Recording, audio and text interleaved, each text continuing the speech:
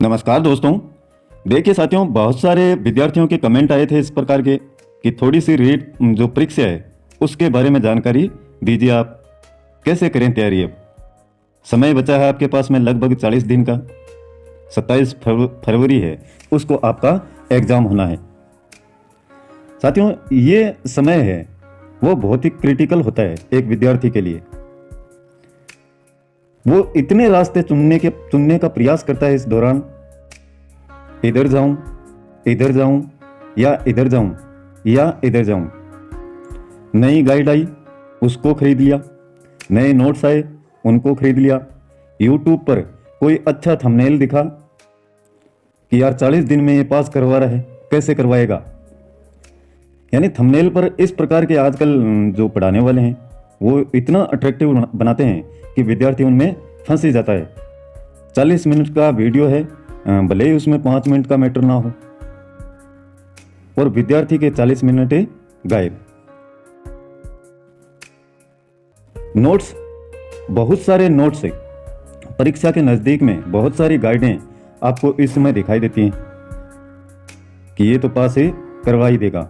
अब 1 week series है, वो पढ़ने का समय नहीं होता है साथियों। इस समय कंपटीशन एग्जाम की तैयारी कर रहे हैं आप, तो इस प्रकार की बहुत सारी गलतियां हैं जिनको करने से विद्यार्थियों को बचना चाहिए। आज इसी विषय पर बात करते हैं। देखिए, पहला पॉइंट है संपूर्ण सिलेबस को साथ लेकर नहीं चलना। यह विद्यार्थी की सबसे बड़ी भूल होती है। जिसने रीट एग्जाम का पूरा सिलेबस नहीं देखा है और कुछ सिलेक्टेड टॉपिक हैं उन्हीं को लेकर के चल रहा है, तो इससे आपको सफलता नहीं मिल सकती। साइकोलॉजी का मैटर है। 30 अंक के क्वेश्चन आएंगे साथियों। आप चाहे कितना भी पढ़ लीजिए, इसमें से आने वाले हैं आपके 30 अंक के ही क्वेश्चन। उसी प्रकार से भाषाओं के हैं, 2 भाषाएं हैं, उनके 30 आएंगे आपके।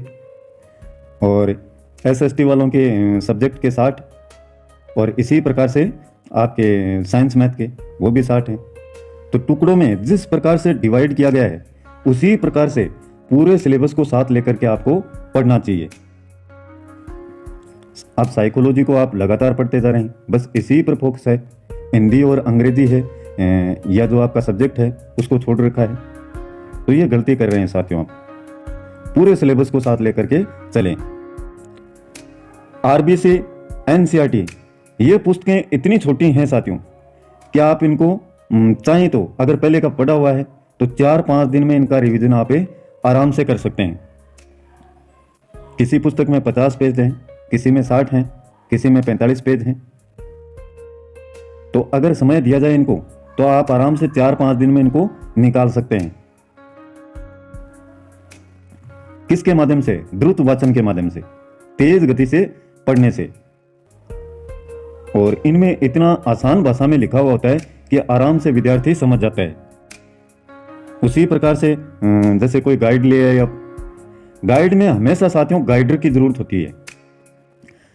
जब तक उस गाइड को आप शिक्षक से नहीं पढ़ते हैं, उन शब्दों के अर्थ आप नहीं समझ पाते हैं। इतने कठिन उनमें शब्द डाले हुए होते हैं, क्योंकि वो इन पुस्तकों का एक निचोड़ होता है। गाइड निचोड़ करके छोटे छोटे शब्दों को इस प्रकार से समाहित किया जाता है कि बहुत ही कम मैटर में उसको पूरा किया जाए।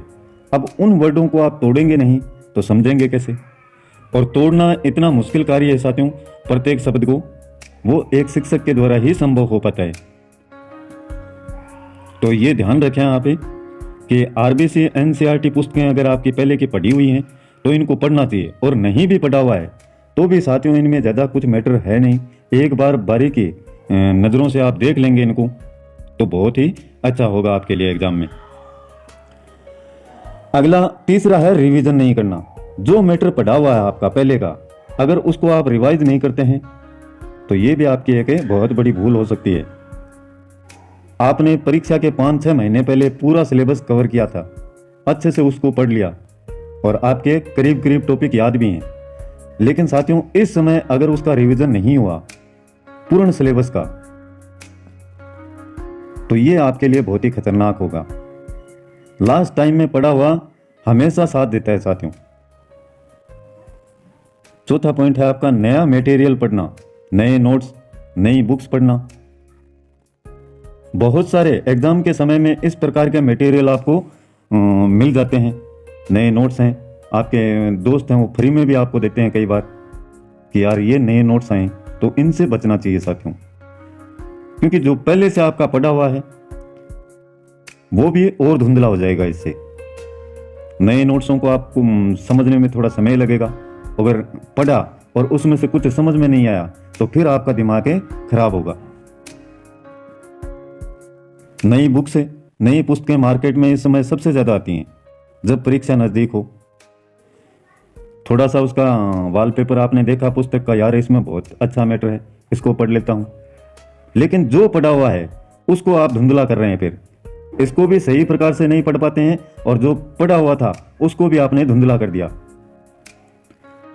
और लास्ट पॉइंट है केवल 60% अंकों का सोच के चलना।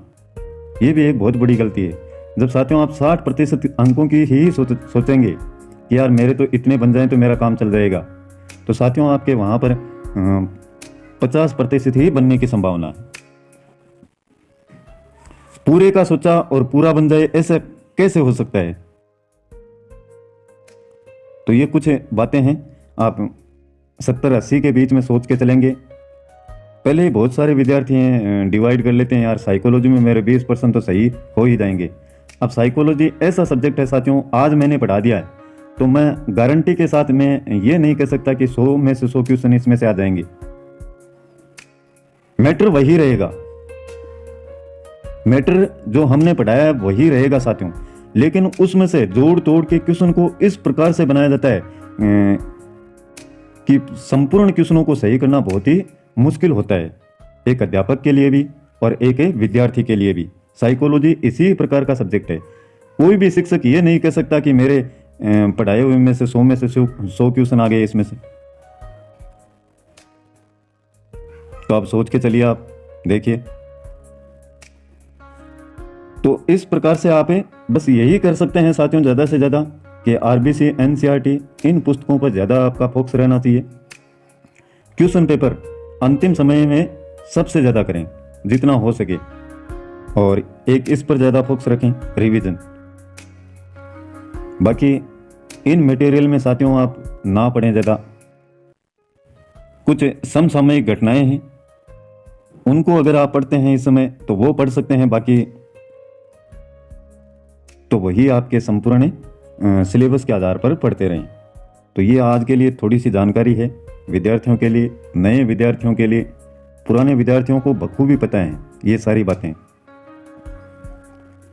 आज का वीडियो पसंद आए तो साथियों लाइक कीजिएगा।